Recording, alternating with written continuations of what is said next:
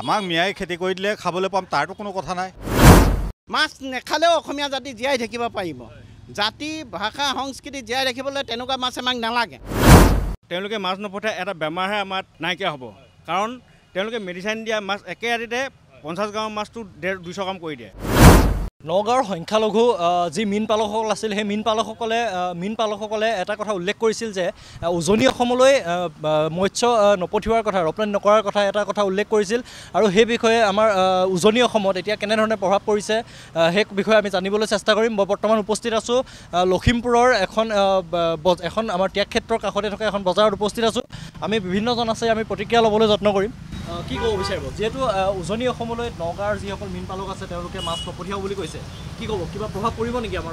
আচলতে এটা কথা স্পষ্ট হৈছে, নগাঁও যিসকল মানে মীন পালকে যে এইটো বন্ধ কৰিছে, তেওঁলোকে যে সন্দেহযুক্ত নাগৰিকৰ ৰক্ষণাবেক্ষণ দিছে এইটো প্ৰমাণ হৈছে।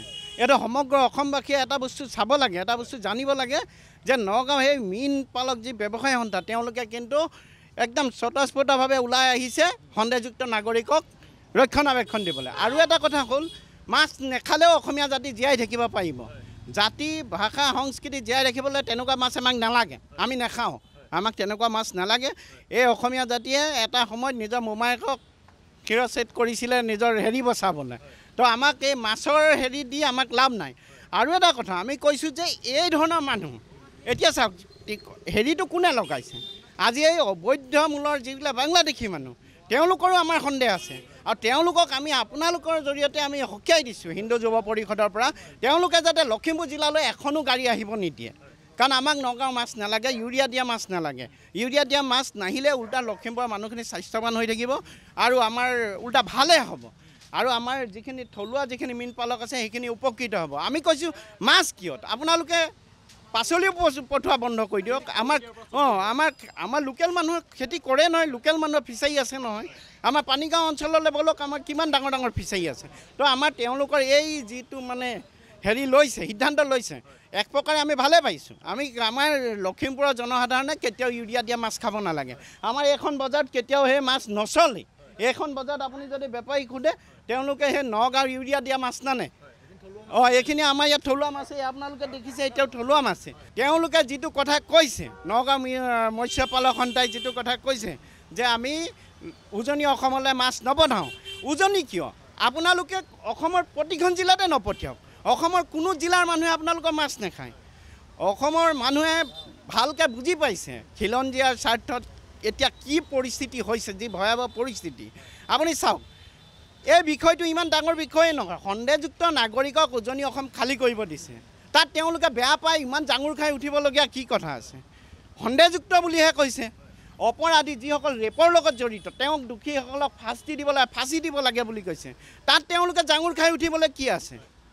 এইটো কাৰণেই কৈছোঁ তেওঁলোকে এটা চক্ৰ জড়িত হৈ আছে অসমত, মানে একদম মানে অৰাজকতা কৰিব, খিলঞ্জীয়াক খেদি খিলঞ্জীয়াক মাৰপিট কৰি এই জেগা দখল কৰিবলৈ তেওঁলোকৰ এক প্ৰকাৰে মানে জেহাদী মনোবৃত্তিৰ ভাৱধাৰাৰে এতিয়া চলিব লৈছে। এইটো অসমৰ সকলো জনসাধাৰণে বুজি পাইছে। আৰু অসমৰ সকলো জনসাধাৰণক আমি কৈছোঁ, আপোনালোকে এই নগাঁৱৰ পৰা অহা মাছখিনি আপোনালোকে সম্পূৰ্ণৰূপে বৰ্জন কৰক। চাওক, দেশ জাতি ভাষা জীয়াই থাকিলেহে সকলো জীয়াই থাকিব, একো প্ৰভাৱ নপৰে। আমাৰ ইয়াত দেখিবলৈ পোৱা মতে আপোনাৰ পানীগাঁও অঞ্চলত যাওক, আপুনি ঘৰে ঘৰে ফিচাৰী, প্ৰতিটো অঞ্চলতে আমি গাঁৱলীয়া মানুহ, তো গাঁৱলীয়া মানুহৰ ঘৰত প্ৰতি ঘৰ মানুহতে আপুনি ফিচাৰী পাবই। গতিকে তেওঁলোকৰ যদি মাছ নগাঁও মাছ আমাৰ ইয়াত নপঠায়ো আমাৰ ইয়াত একো কোনো ধৰণৰ প্ৰভাৱ নপৰে। আপুনি এই বজাৰতে চাওক, আজি সকলো ধৰণৰ লোকেল মাছ আছে ইয়াত কোনো নগাঁৱৰ মাছ ইয়াত নাই। নগাঁৱৰ মাছ খাই মানুহৰ স্বাস্থ্য বেয়া হোৱাতকৈ নগাঁৱৰ মাছ আমাৰ অসমলৈ নহাটোৱে খুব এটা ভাল কথা। এইখিনি সকলো তেওঁলোকে বন্ধ কৰি দিয়ক। আমাৰ গাঁৱলীয়া অঞ্চলত, গ্ৰাম্য অঞ্চলত যিখিনি মানুহ থাকে প্ৰত্যেকেই খেতি কৰে ঘৰত, আৰু আমি ধুনীয়াকৈ সেই খেতিৰ পৰাই আমাৰ ধুনীয়াকৈ চলি যায়। গতিকে তেওঁলোকৰ নগাঁও মাছ নাহিলেও ইয়াত অসমত ধুনীয়াকৈ চলিব পাৰিব। যিহেতু নগাঁৱৰ পৰা যি মাছ ইয়ালৈ নপঠিয়াওঁ বুলি কৈছে তেওঁলোকে, ইয়াত কিবা প্ৰভাৱ পৰিব নেকি? আমাৰ উজনি অসমত এইটো প্ৰভাৱ পৰিব বুলি মই নাভাবোঁ। আমাৰ অসমত আমাৰ মাছৰ সকলো বস্তুৱে উপযোগী হয়, সেইকাৰণে বাহিৰা বহিৰাগতসকল অসমলৈ আহিবলৈ বিশেষকৈ চেষ্টা কৰে। আৰু যিটো কথা কৈ ৰাইজক এইটো প্ৰলোভন দিব খুজিছে, তেনেকুৱা অনা অসমীয়া আমাৰ অসমীয়া জাতিটো নহয় বুলি তেখেতলোকে ভাবি লওক। আমি পৰাপক্ষত আমাৰ থলুৱা যিবিলাক বস্তু, থলুৱা যিবিলাক উৎপাদন, এইবিলাক যদি আমি সদব্যৱহাৰ কৰোঁ তেতিয়াও আমাৰ যথেষ্ট। আমাক মিয়াই খেতি কৰি দিলে খাবলৈ পাম তাৰটো কোনো কথা নাই। আমিতো খেতি কৰি খাব পৰা মানুহ। অসমীয়া জাতি আগতে খেতি কৰি খোৱা নাছিলে নেকি? মিয়াবিলাক আহি পেলাই আমাৰ পৰা অকুপাই কৰিয়ে লৈছে বস্তুবিলাক।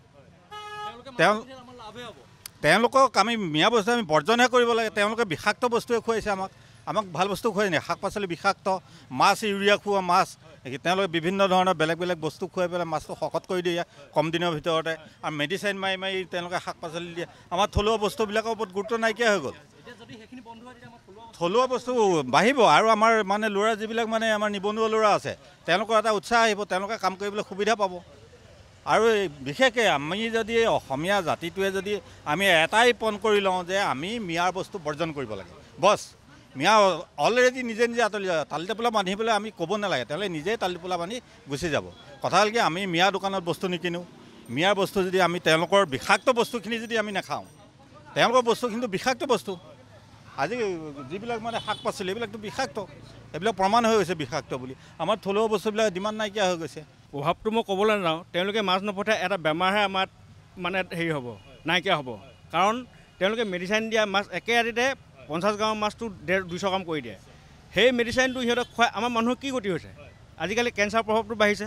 গতিকে কেঞ্চাৰ প্ৰভাৱটো মানে এটা বেমাৰ নাইকিয়া হ'ব বুলি আমি ভাবিছোঁ। আমাৰ উজনি অসমৰ মানুহখিনিৰ এটা বেমাৰ নাইকিয়া হ'ব, মই সেয়া ক'ব লৈছোঁ। প্ৰভাৱটো একো নপৰে। প্ৰভাৱ আমাৰ দম আছে, আমাৰ লোকেল বৰঞ্চ বিল আছে, কিবা আছে, মাছটো আমাৰ নগাঁও মাছটো সোমাই আমাৰ মাছৰ লোকেল মাছৰ ডিমাণ্ড নাইকিয়া কৰি দিছে, ভেলু নাইকিয়া কৰি দিছে।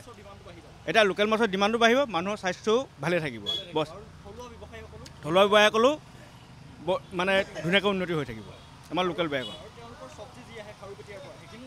নগাঁও মাছ লৈ আহে সিহঁতৰ সংখ্যালঘু মানুহে কম দামত বিকি দিয়ে।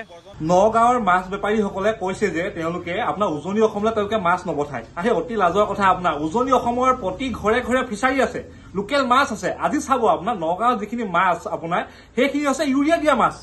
তেওঁলোকে ইউৰিয়া দিয়া মাছ খাই খাই আমাৰ উজনি অসমৰ মানুহ বেমাৰী কৰিলে। তেওঁলোকে মাছ নপঠালে অতি ভাল কথা। তো আপোনালোকৰ সিদ্ধান্তক মই সমৰ্থনে জনাইছো, কাৰণ আপোনালোকে উজনি অসমৰ বহুত মানুহৰ আপোনাৰ বেমাৰী কৰি পেলালে। আৰু এটা কথা, কিন্তু এই নগাঁৱৰ যিসকল মাছ বেপাৰী তেওঁলোক প্ৰকৃততে যে অবৈধ মিয়া তথা এই ধৰ্ষণকাৰীসকলৰ যে সমৰ্থক সেয়া কিন্তু স্পষ্টকৈ ওলাই গৈছে। কাৰণ আজি উজনি অসমৰ ৰাইজে দল সংগঠনে অবৈধ মিয়াৰ খেদাই আন্দোলন গঢ়ি তুলিছে। তেওঁলোকৰ কিয় গাত লাগিছে? আজি অবৈধ মিয়া য'তে ত'তে আমাৰ অসমীয়া ছোৱালী বোৱাৰী য'তে ত'তে ৰেপ কৰি আছে, তাৰ প্ৰতিবাদ কৰা হৈছে, তাৰ প্ৰতিবাদত তেওঁলোকক ইয়াৰ পৰা খেদা হৈছে। কিন্তু অকল নগাঁৱৰ মাছ বেপাৰীসকলক গাত লাগিল, আচলতে আপোনালোকে কি তেওঁলোকক ৰক্ষক? আপোনালোকৰ লাজ চৰম নাই? আৰে আজি উজনি অসমৰ আপোনালোকক যদি মাছ লাগে উজনি অসমৰ মানুহৰ ঘৰত মাছ খাবলৈ আহিব। আৰু এটা কথা, এই অবৈধ মিয়াসকলক যে আপোনালোকক কৈ দিছো যে আপোনালোকে খাৰু পেটিয়াৰ পৰাও উজনি অসমলৈ চব্জি পঠাব নালাগে। আমাৰ ইয়াত আমাৰ আজি উজনি অসমৰ লৰাই আজি খেতিয়কে আমাৰ পথাৰ আমাৰ বজাৰ আমাৰ আন্দোলন কৰি আছে। প্ৰতি ঘৰৰ বাৰীতে আপুনি শাক পাচলি আছে, প্ৰতি ঘৰৰ ফিচাৰীত আজি মাছ আছে। তো তেওঁলোকে এটা কাম কৰক, নগাঁৱৰ মাছ বেপাৰীসকলক কৈছো আপোনালোকে গৈ পিনি বাংলাদেশত মাছ বিককে। উজনি অসমত মাছ দিয়া নিদিয়া কথা এইবোৰ কথা কৈ আপোনালোকে হাস্যমধুৰ কথা কৈ সময় নষ্ট নকৰিব আপোনালোকে।